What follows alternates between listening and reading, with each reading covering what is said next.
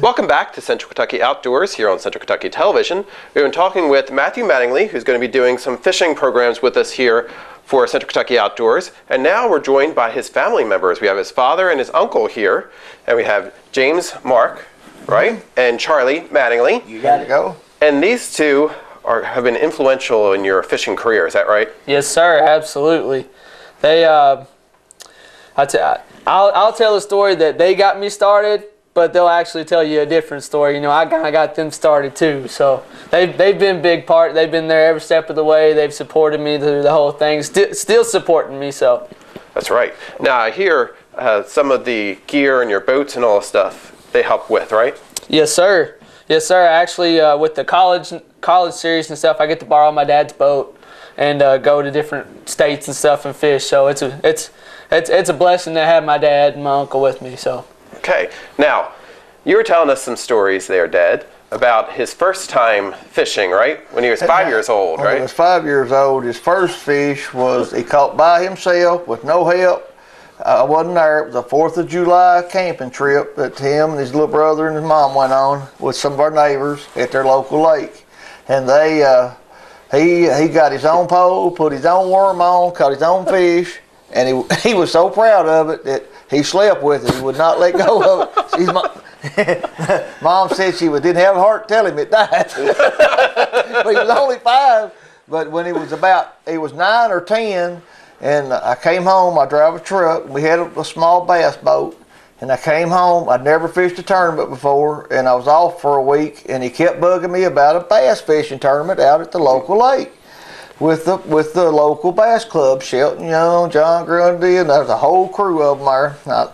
I kept shrugging him off. No, I kept being nice. No, well, we'll think about it. Finally, I said, Matt, we can't fish, Dad. I said, we're not in the club. Well, about 30 minutes later, he brought the Enterprise back, and he said, right here, Dad, it says anybody can fish it. You do not have to be in the club. So finally, I gave in. I said, okay, we're going to fish it. I said, I don't care, we're going to fish it. Shelton still remembers that, don't he? He does. He actually taught my dare class. I was in 5th grade. He taught my dare class right after that, and he remembered me right off the spot. So you can ask Shelton. He's a big buddy of mine. That's right. That same year now, Charlie had never fished a tournament, and me and Matt was talking to him. You know, we know Charlie loves fishing, especially bass fishing, and we talked him into we didn't have a boat. Well, Matt had the little 2-man plastic boat, trolling motor. We used a cooler for a live well. We talked Charlie into going. I'm gonna try one. So he won his first 2. Wow. You gotta tell him the boat was when only he pulled 8 up, foot they kind of looked at him because he had the smallest boat and a cooler. He kind of chuckled a little bit because John Grundy said, you know, who's that? Said after that first one, I think John wrote in the paper at one time, said we all kind of took notice then. We know exactly who it was. He won that second one. That cost you a lot of money. You won the first 2. It won some money, but that's cost you a lot of money. But I'm not gonna Zapco 33 and a bag of purple worms. And 2 hooks. That's all we all started off with. It was pretty cool. After that, I was hooked. No pun intended. Yeah. 12 years later, I'm still going. That's great. So what kind of tips do you have that you've passed on to Matthew or can pass on to our viewers here?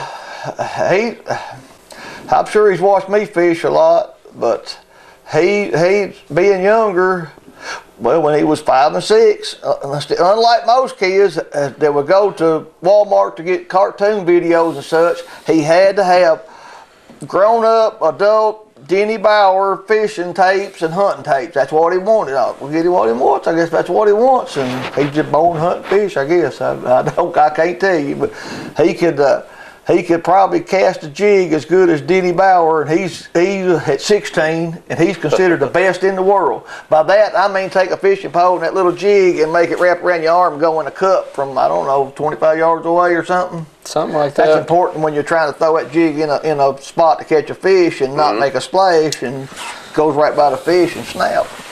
So what have you learned from each of these guys that you still use today? I tell you what, the biggest thing is patience, to be honest with you. You know, being young and stuff, starting off young, my dad used to tell me that he used to take me just to, get me out of the house. Then about a year later after we started, he used to take me just to catch the fish.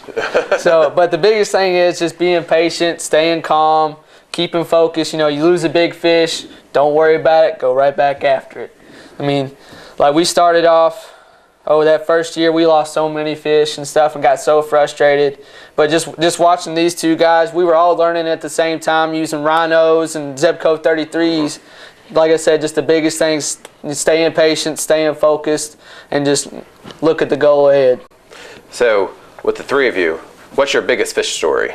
Who's caught the biggest fish of the three of you? That'd be Sir Charles. That'd be Sir Charles. Matt, James, and me was at Hickey's Farm. Wasn't that where we was at? Yeah. Yep. I was fishing a Zebco 33 and I had a little Maps 3 on. Little spinnerbait. And there's 2 ponds there. I was at the bottom one. And I hooked one 7-3. Is that what it was? 7, Something like that. And I never got him in. I'd never caught one that big. And I run up there, I suppose I've caught the biggest thing in the lake. They thought I'd caught 3 or 4 pounds. Come down there and it was 7-3.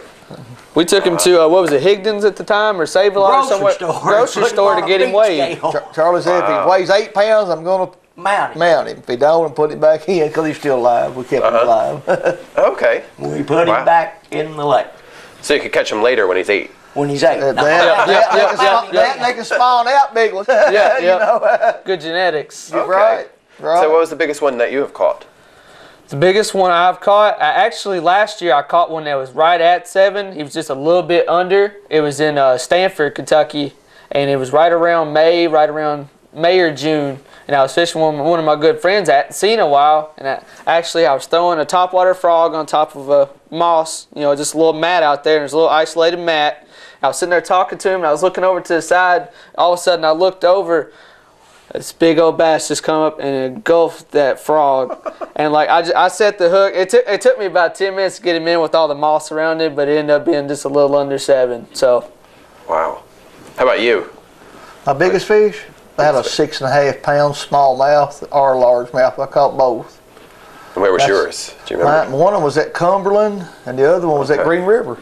Mm-hmm. Yeah, Green River. So I got them all around here, right? Yep. Pretty much. Now you're saying that most of the times you catch and release. Yes, sir. Return back.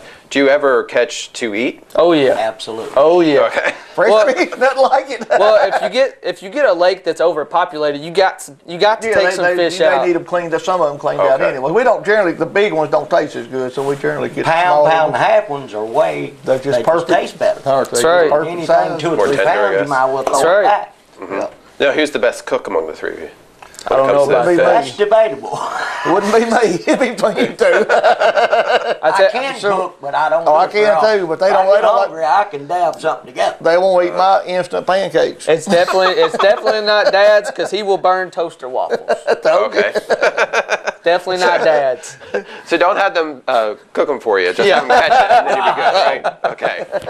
Well, again, we're talking with Matthew's family, seeing where he gets his fishing from. Although actually, it seems like you're kind of the impetus for this whole thing coming along. Anyway, when we come back, we're going to get a chance to look at some of his gear and hear about what he would recommend for you to take out when you're going fishing. So stay with us.